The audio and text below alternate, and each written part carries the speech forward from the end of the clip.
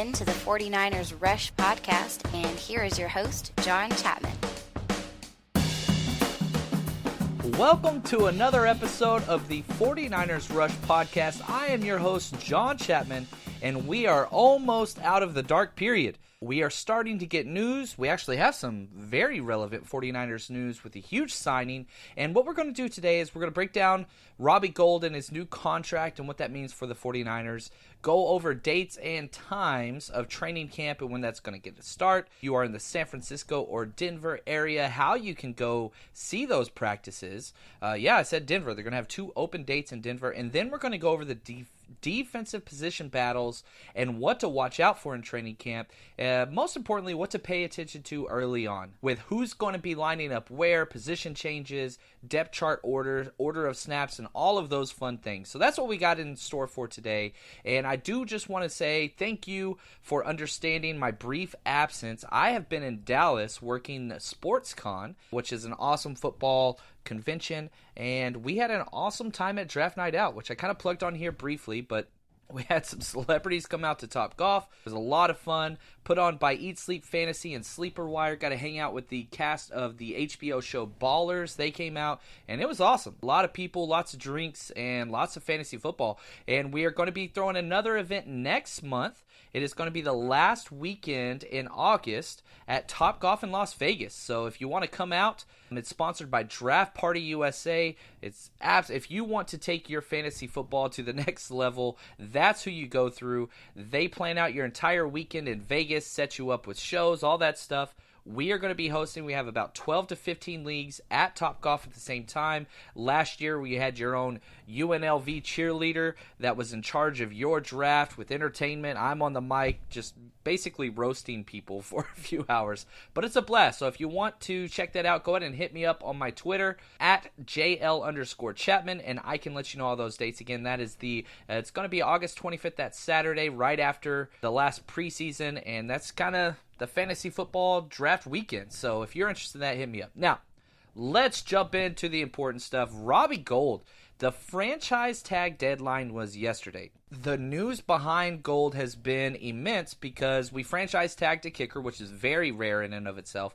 He was going to be making around $5 million a year, but he didn't want to sign it because he wanted to go back home to Chicago, where his family lives, where he's lived the majority of his life, and he wanted to be there. Now, Chicago also made it known they wanted Robbie Gould there as well. Their kicking woes have been well documented. They lost in the playoffs in the first round due to a missed field goal that was tipped, but everybody still puts it on the kicker. But that's just what it is. So, possible holdout, possible trade, lots of tension, but finally a deal gets done, and this is as complex a deal as any kicker contract has ever been in the history of the NFL, and it's not close. So if we step back and look at the total numbers, it's a 4-year, $19 million deal, so essentially $5 million a year over 4 years, but that is not what this is. There are caveats all over you could tell Parag has his hands all over this deal. So essentially it boils down to this. It's a 2-year, $10 million deal. However, the 49ers have a lot of outs to do. So, for example, if all of it's completely front-loaded, so $10.5 million is going to be paid out in the first year. So if we want to get out after 2 years, very easy to do so. And we even have an out this year. So almost all contracts have guaranteed roster bonuses cut in on either April 1st of the upcoming year or June 1st of the upcoming year. However, the 49ers did one for week 16 of this year. So, for example, if Robbie Gould is still on the team, week 16 of the 2019 season, his roster is going to be guaranteed. His roster bonus will be guaranteed for the 2020 year. So it's a weird way to do it. Not quite sure they're thinking there, but it does give us a little bit more flexibility. If something just goes awfully wrong or he's injured, the 49ers would be able to walk away from this contract this year. But if they would like to stay with it, I mean, if you look at the 4th year of this deal, it's less than $1 million guaranteed. So this is 100% a team-friendly deal, a lot of money up front, which we are known for, which is great for us because we still have the 4th most cap space in the entire NFL this year with $32 million. after this deal. So we still have plenty of room. So the fact that we front-loaded it, that gives us a lot of financial independence next year. And this is huge. You could talk about Robbie Gould, and I know the 49ers faithful gets pretty upset anytime something happens, and they are very quick to hate a player and want them out of here. But it's a business. And Robbie Gould is unbelievable. Led the NFL with the best field goal percentage in the entire NFL last year. He's missed 3 field goals over his last 3 years combined. Not 3 years each year, just 3 field goals in 3 years. And that's on 85 attempts. So this guy has been absolutely incredible. Has not missed a fourth quarter field goal in his 2 years with the 49ers. And whenever I did my stat projections for the 49ers, I have this being the difference between 2 games. Robbie Gould versus replacement kicker. This is wonderful. So very excited. Glad that he is here. One thing that's going to be interesting to me, will he wear the captain badge, the captain sticker on his jersey? He did last year, but does the holdout and the negotiations and all that stuff, does that push the 49ers front office from giving it to him to somebody else? I'm not sure who you would want to have that on special teams. I would say Raheem Mostert, but anyway, it's something just curious to see how that's going to play out. Now, dates and times.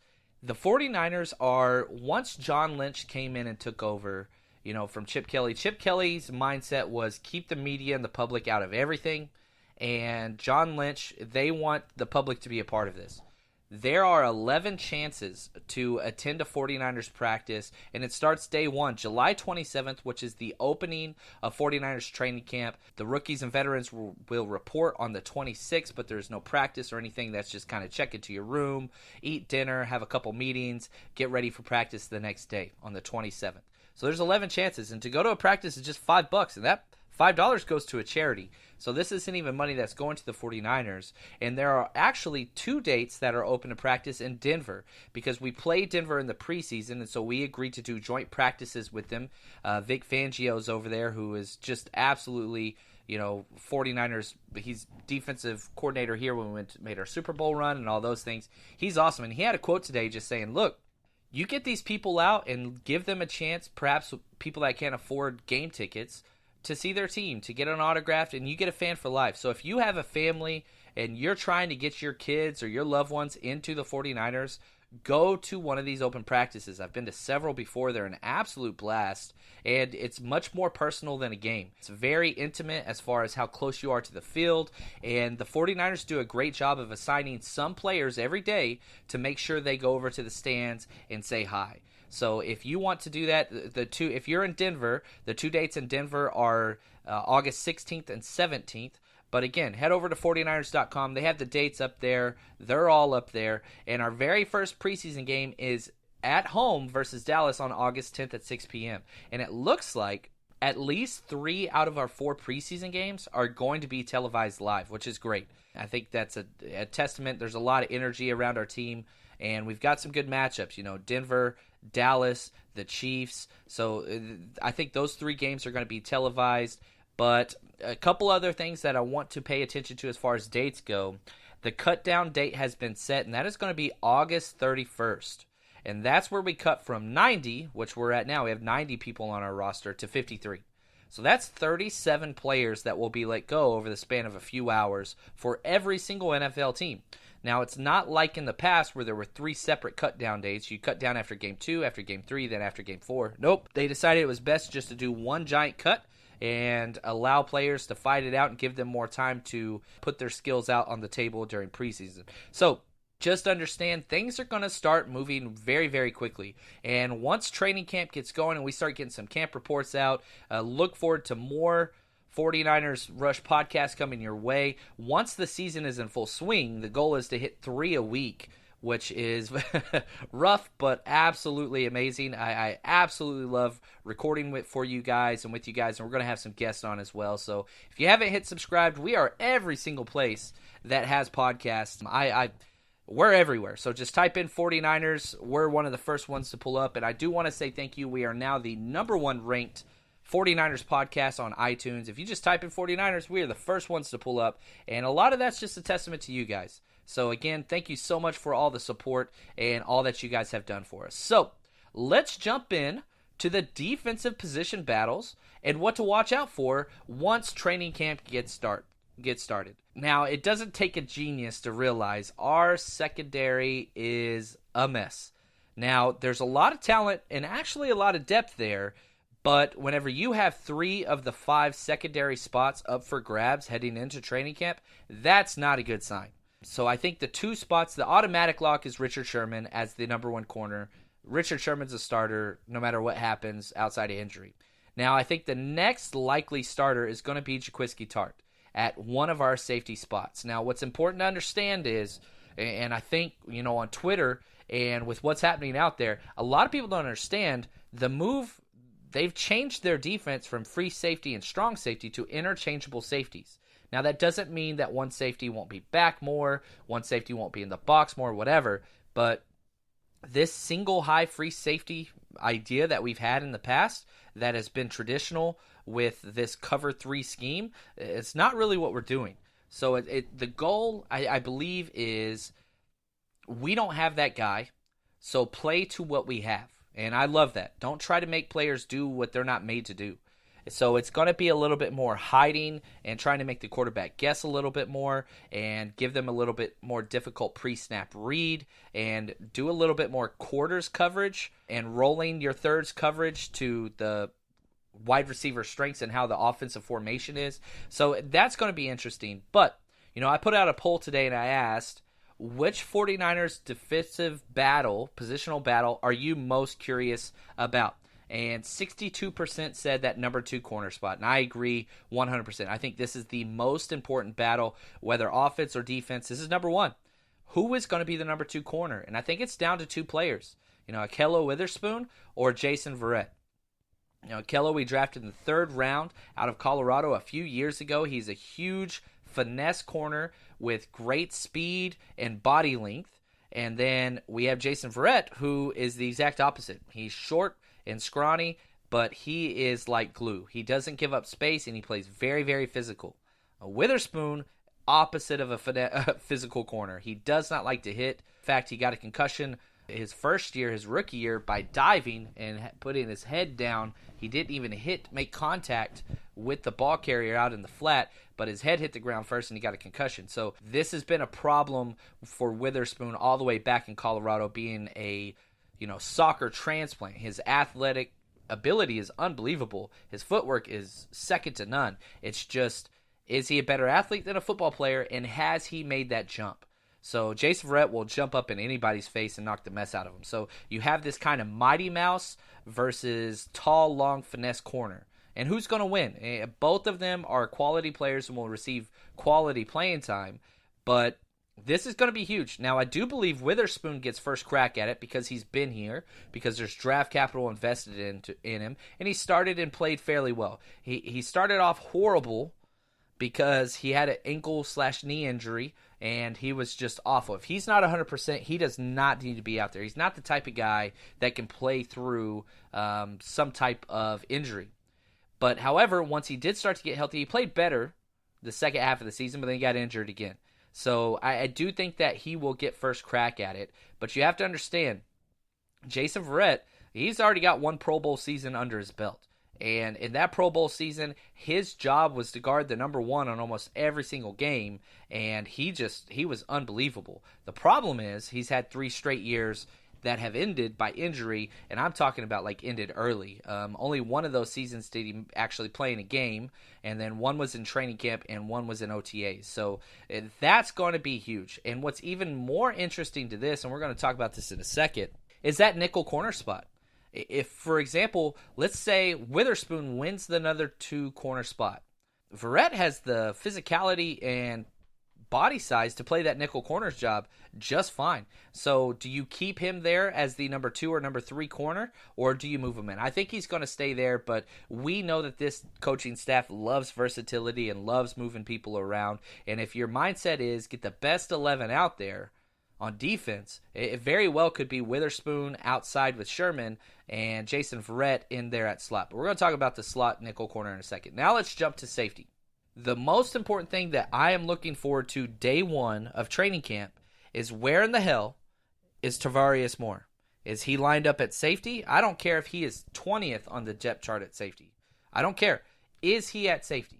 If Tarvarius Moore is at safety, this is a huge confidence bump for our coaching staff at finally learning to put players where they can be successful. So don't pay attention to where he's taking snaps as the second or third or fourth team. He's going to be buried on the depth chart, having not played that position but for a few days during minicamp. But he needs to be there at safety. If he is at corner, that is going to be a huge sigh. I'm going to be an absolute mess that first day recorded training camp. So, again, back to the safety position. Don't pay so much attention to free safety versus strong safety. It's going to be who's the best two that we can put out there.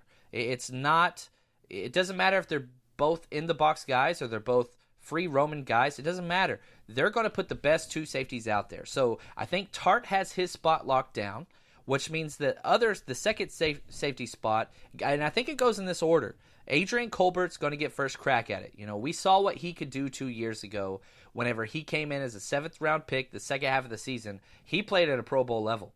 The problem was after the offseason and being an expected starter, he was one of the worst safeties in the entire NFL, and you couldn't even find him on game film unless you were using all 22 angle because he just was nowhere around the ball. So it's going to be Adrian Colbert versus Marcel Harris, who had some flashes last year. He's a very boom or bust guy, made a lot of mental errors and gave up a lot of touchdowns in a very short amount of time. However, his highlights are fun to watch. So he's a boom bust player that maybe can learn how to be a little bit more disciplined. His play style is very similar to Jaquiski Tart. I really do believe that. They're very similar. And then, of course, Tarvarius Moore.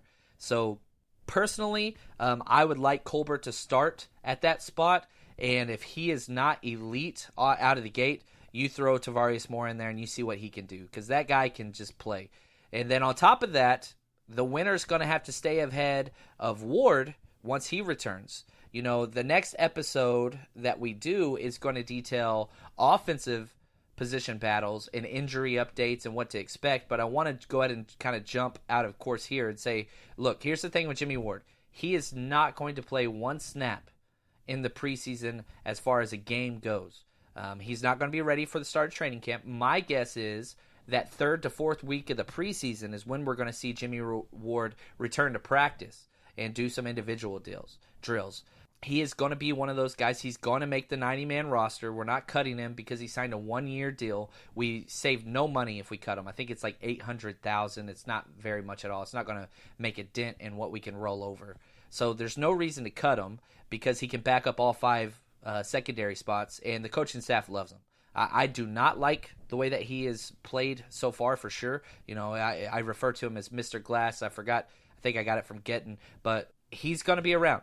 Is he going to take back one of those safety spots once he's healthy? I think the first game that he would be available to play is probably week 2 or 3, coming off that collarbone injury. There's been lots of videos of him out there lifting weights and getting better, but still, you don't want to rush him back, especially a guy that's been injured almost every single preseason of his career. Take your time. We have depth now. There's a possibility we will not have depth later. You have to predict that the injury bug will continue to hit us.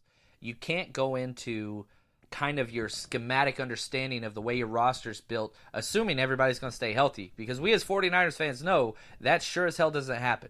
So you have to kind of prepare for that. So there's no need to rush him back. We know what he is. We know what he can do. Let's give a couple other guys a shot to see if they can be great. If not, you plug them in week 3 and we move forward there. Now, the last secondary spot I want to talk about is the nickel corner or the slot corner. People refer to it as different things. But I think Kwan Williams should be the guy. He was by far, you could argue, maybe the best secondary player we had last year. Him and Sherm, whether it's PFF grades, film grades, they both were absolutely off the charts with how they played. Definitely starter-level quality players in a very weak secondary. But this coaching staff loves DJ Reed. And again, I talked about earlier, the first thing I'm going to be looking for on the defensive side of the ball is where is Tarvarius Moore taking snaps, safety or corner. The second thing I'm going to look for is where is DJ Reed. DJ Reed bounced back and forth from slot corner to safety. He needs to stay at slot corner. I don't think that he should start. I think it should be Kwan Williams. But DJ Reed's ceiling is much higher than Kwan Williams. So I want him to focus on one position, and that should be a slot corner. And because, again, that slot corner is a tough position because you're a smaller, quicker guy. You have a smaller frame, but you play in the box or pretty close to the box. So you are very aggressive, and you're taking hits, and you're taking beatings, you're taking on offensive linemen. That is a very high injury risk position. So I want depth there. I don't think that we need another guy taking safety snaps like DJ Reed. That's not his natural position. I want him stuck at that slot spot. So, again, he bounced back and forth. We'll see what happens. And who knows? Again, I talked about Jason Verrett. If he loses the number 2 corner job, do they move him there? It's a possibility. But I hope they keep them and we establish our depth. And so, in an ideal world, what would be best for the 49ers, Witherspoon wins the number 2 job. Verrett backs up both corners.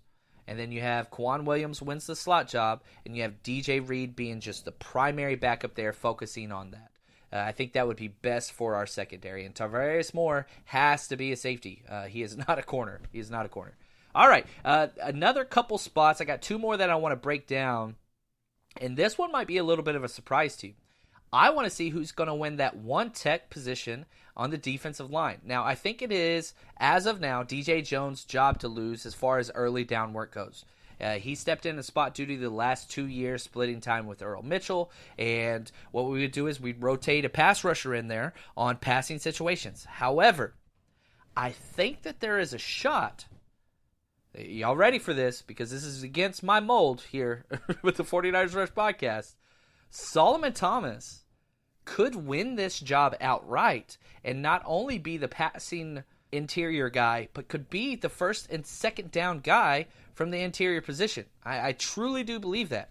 And already I can hear people say, no, maybe you could move DeForest Buckner there. Don't do that.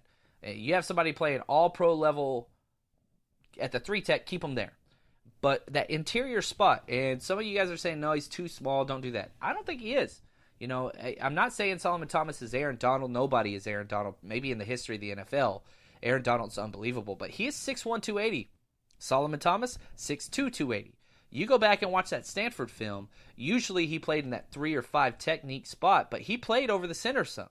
So I think that this is something and the reason why I bring this up is this. If you believe Solomon Thomas is going to start anywhere on this defense and not just be a situation pass rusher, it's got to be at that 1 tech spot because those other 3 spots are full. Bosa's staying outside. He's going to be a defensive end, 3 downs. Buckner, he's the Iron Man of all defensive tackles in the NFL. He is not moving. And then that other spot is you got 2 guys you got to beat out, whether that's Eric Armstead or DeForest Buckner, or Eric Armstead or D Ford. So the only spot that doesn't have kind of that elite level dollar value spent on it and or draft capital is that 1 tech or the inside job. So I do think that Solomon Thomas will get some reps there. We'll see what happens. And that's the thing. Like, I want to see in the preseason exactly what he can do and if he can handle this. Because he creates major problems. I really do. I think that he's very disruptive in the run game, not just in the pass rush game. I think that Solomon Thomas' biggest problem is when the offense knows, oh, yeah, he's just on a pass rush on the outside. Because that's not what he did. If you go back to his Stanford film, he was elite when he was shooting gaps, when he was crossing linemen's face, when he was ripping through offensive guards, blocks. That's where he was special. So I would love to see him there. We'll see what happens. Now, so if, and let me say this too, because there's lots of people he's got to beat out, even for situational pass rush. If you're going to keep him outside, this is the depth chart. You've got Bosa, Ford, Eric Armstead, Ronald Blair. Those guys are all outside guys. Ronald Blair can play inside. And then you got Conchavious Street. We got in the 4th round out of NC State that had a medical ACL redshirt year. But they've talked about him playing outside. They've talked about him playing everywhere. So you have these 2 guys in Ronald Blair and Conchavious Street that can play every single spot. Now, if you're going to say Solomon Thomas is just going to be on the inside and just on pass rush situations, well, guess what? You've still got Sheldon Day. You've still got Julian Taylor and Contavious Streets that are all fighting for just situational pass rush snaps from the inside. There's not that many snaps to be had. So pay attention to this spot, that last D lineman spot, because there is some major depth for this team at the defensive line. I've gone through my positional rankings, and I have two teams that have more depth than we do in the entire NFL, and it's the Eagles and the Jags, and that's it. I have us as third, and you could make the argument we have the most depth in the NFL. We're number one. I think the Eagles have a couple more premier players that have proven it. You could say, you want to talk about Bosa, but he hasn't done it yet. Yeah, he could be the best. He could be elite, but we haven't seen it yet. So that's why I give the nod to the Eagles. But our defensive line, I'm telling you this right now, expect a trade or a cut. It won't happen early. It happened around week 3 or 4 of the preseason, making sure nobody is injured or suspended or whatever.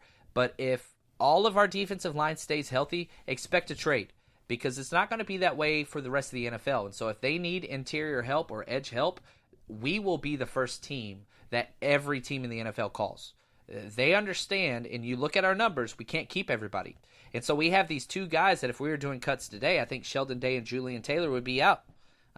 Those are guys NFL teams want. And then if you want to get crazy, you could say, well, you could probably, now I don't think that they're going to get much. You might get a 6-rounder for both of those guys, but they're high potential, high volume guys that have pass rush potential, which is very rare in the NFL.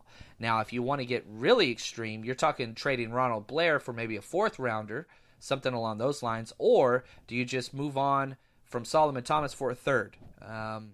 If I could get a 3rd back for Solomon Thomas, I would do it personally. But anyway, those are just some options there at that D-line position, because whoever we cut, they're going to be claimed first, I guarantee you.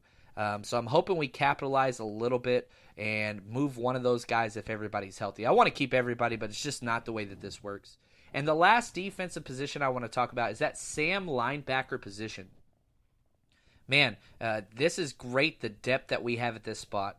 We have the Mike and the Will. Now, in our defense, Mike and Will are interchangeable. You can't tell where they line up because it's based on the strength of the offense, but they're basically the exact same position. The only difference is Mike calls the plays. So that's really it. So Mike is going to be Fred Warner. Our Will linebacker is going to be Quan Alexander. Those two are locks. Now, the problem is Sam. And there's 3 main players fighting for this Sam spot. Drake Greenlaw, a rookie this year. Malcolm Smith, the all-injured every year who we overpaid, probably the worst signing of our front office, John Lynch. And then Mark Nzocha, who is special team stud from Germany, played great last year in mop-up duty. Now, it's going to be between them 3, and I don't consider Elijah Lee an option at Sam. I think if he was, he would be the best player. But the Sam linebacker only gets about 20% of snaps a game. So what I want of Elijah Lee, who's my favorite of this bunch, is I want him to just be the Mike and Will backup by himself. He backs up both positions and does special teams. Elijah Lee is going to be a lock on this team as long as he's healthy. He's great. He is very, very good. I love the way that he plays. But with the Sam spot, it's different rules, it's different alignment, it's a whole different position. It's easy to learn Mike and Will. It's very difficult to learn Mike and Sam or Will and Sam. So that's why I want Elijah Lee just backing up those 2 spots. And then here's the deal. Drake Greenlaw and Mark Nzocha, they're going to be special team studs. Malcolm Smith, he's got the speed to play special teams, but he hasn't really in the past. So Malcolm Smith's in the last year of his deal. We would save $1.3 million if we cut him and move on. But the difference between Malcolm Smith is experience, and he's played at a very high level. And he has played all 3 linebacker spots. So he has played Mike, Will, and Sam in the past for different teams. So do you just go with the youth and cheap, or do you go with the more expensive veteran that has a lot of experience? Basically, versatility with Malcolm Smith and experience, or special teams with Drake Greenlaw and Mark Nzocha. I personally believe only one of these will be kept. I think it'd be Drake Greenlaw or Mark Nzocha. I don't think that you keep both of them. They're basically the same guy. The fact that Drake Greenlaw was a pick this year, I think it kind of signifies who the front office wants to win it, but that doesn't mean he's going to win it. We've seen him move on from 4th round pick Joe Williams in the past, so it's not like just because we picked him we're going to stay with him, but it seems like he's going to be the play. So Anyway, if you have not already subscribed, please do so. Review the show. It helps us out a lot. Really appreciate you guys. We will be back early next week with an offensive breakdown, injury updates, and what to look for on the offensive side of the ball. There's some fun camp battles over there. Can't wait to talk to you guys. Stay strong, faithful.